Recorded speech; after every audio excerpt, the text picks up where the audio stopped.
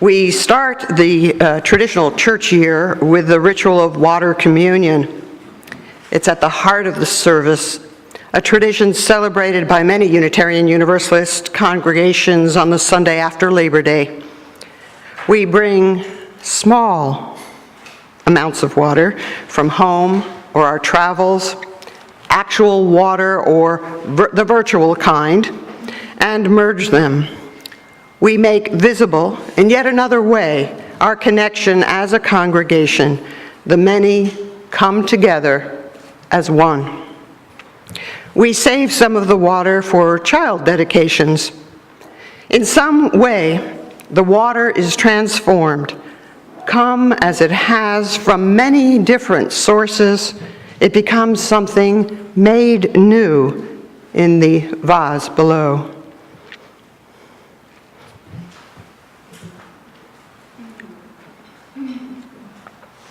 Water. Water is life-sustaining.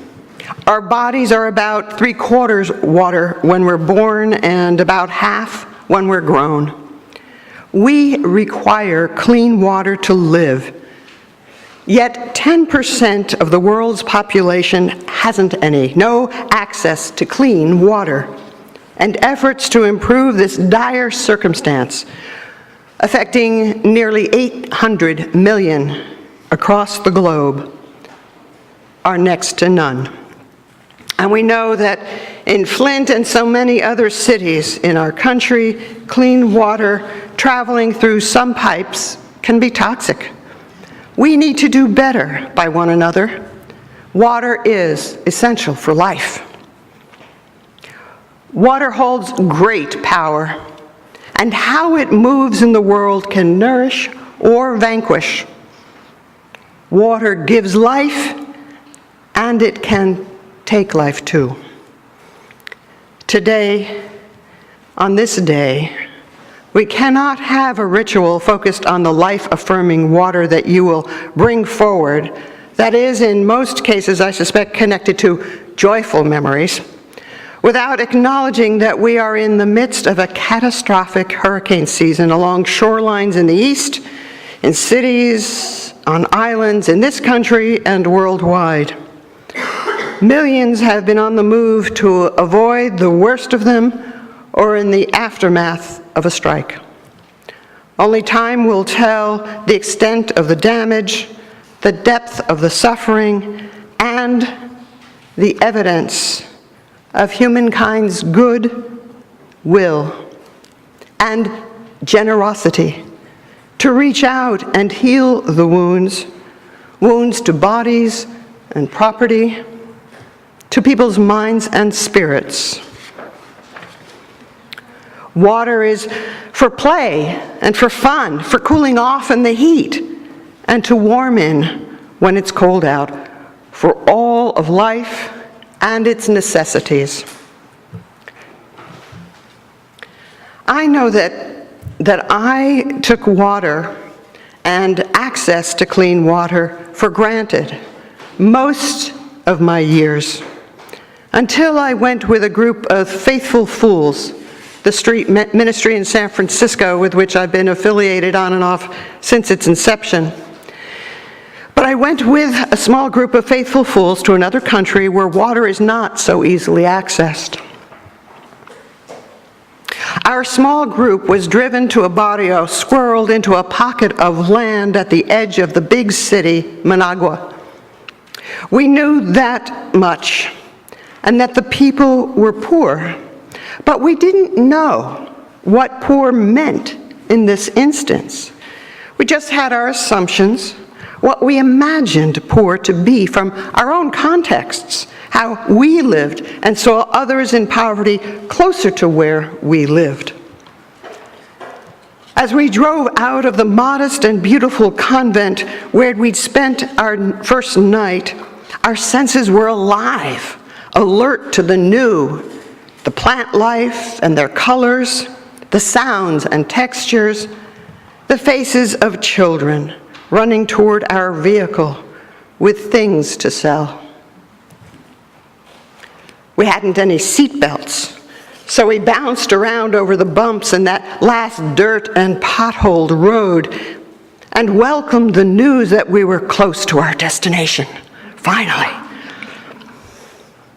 No sooner had we completed that last turn around the corner, we could see and begin to hear other children not offering chiclets and other goods to sell like those on the streets along the main road. These boys and girls were dressed up and singing a song brightly, big smiles on their faces.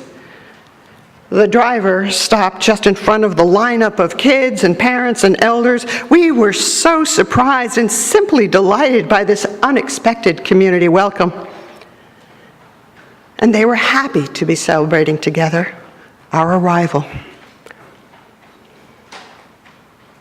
I know that some of the people who lived there longed for what American advertisers tried to get them to want, with giant billboards along roadsides. But most of all, they had each other in all the joy and messiness of family and community life. What I'd seen simply as a shack made of tin and some concrete blocks when I first arrived, all that became matter of fact and absolutely unimportant. This was home. What stuck with me most after leaving my new friends was the lack of running water in their home, in virtually the entire neighborhood. They couldn't take water for granted, not one little ounce. Here in California, when you or I would most likely be sound asleep at around 3:30 in the morning, I hope that's right. I hope you were sound asleep at 3:30 this morning. Well, there, my host mama in Nicaragua would get up and rush to grab the hose that suddenly started spurting water channeled by plastic conduits jerry-rigged, cut into city pipes way down the road that neighbors would take turns to open up and shut down in short bursts in the night. There was not even a well in the neighborhood until the faithful fools raised money for one some years later.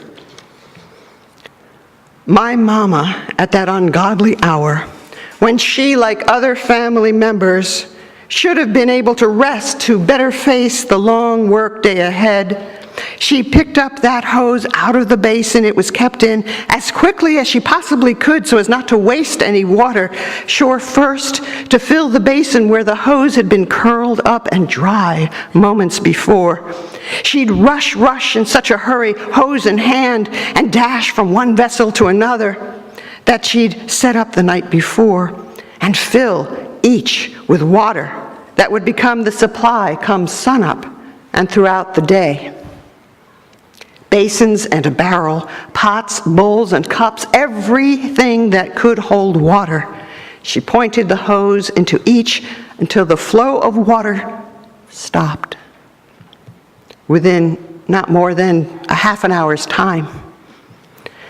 Then she'd put the hose aside, make her way as quietly as she could to her bed, trying not to disturb her husband or their infant child who slept beside them. And she would pull the gauze-like curtain down around them, their effort to create privacy with a guest sleeping just a dozen feet away.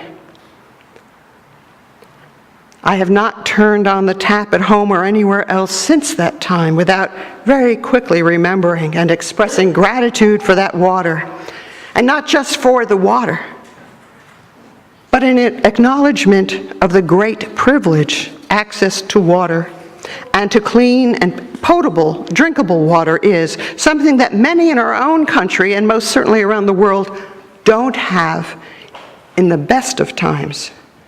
And for some millions, as we all know, these are not the best of times. I know we all have on our minds the people, the families, the children in shelters, if they are lucky, in basements somewhere or on higher ground than where they lived. They huddle with their loved ones on cots if they're in shelters, with little things they may have been able to bring to create a sense of home in the midst. Storm surges, rain and winds, we hope and pray people have protection, that all people across the globe have protection from water's destructive power, that wherever people are hunkered down, they have enough drinkable water. And here we are, ready to contribute to the common pool of water, and I know that all people of goodwill, whether safely in their homes or having taken shelter, would be glad for us to carry forward with our celebration. May we do so with humility, knowing life is a gift to be grateful for, not arrogant about.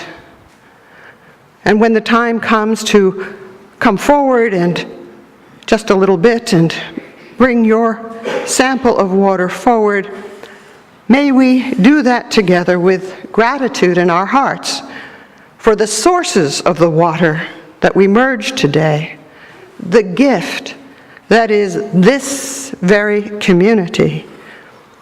Gratitude for the shelter of both this sanctuary in which we worship and the sanctuary of our shared love. So may it be. Amen.